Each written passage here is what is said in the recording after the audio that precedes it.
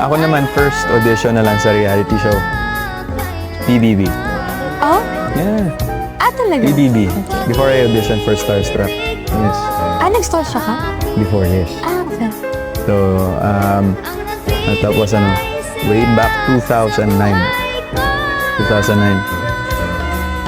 Unfortunately, hindi tayo napalad. And then, napasok, mas nakuha ako sa Starstruck. So, eventually, I really pursued my career on GMA. So, sakit kaya ma-reject. Pero okay lang yan. Kumbaga, you become stronger, you become better, you notice your flaws and work on it para mas okay ka sa mga susunod na audition.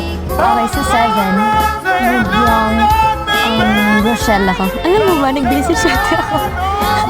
I swear! So that? Apo. Busy shot. Ay, hindi, pero bago yung busy shot, nag-ano pa ako. Support ako sa Pira-Pirasyong Pangarap. Alam mo yan?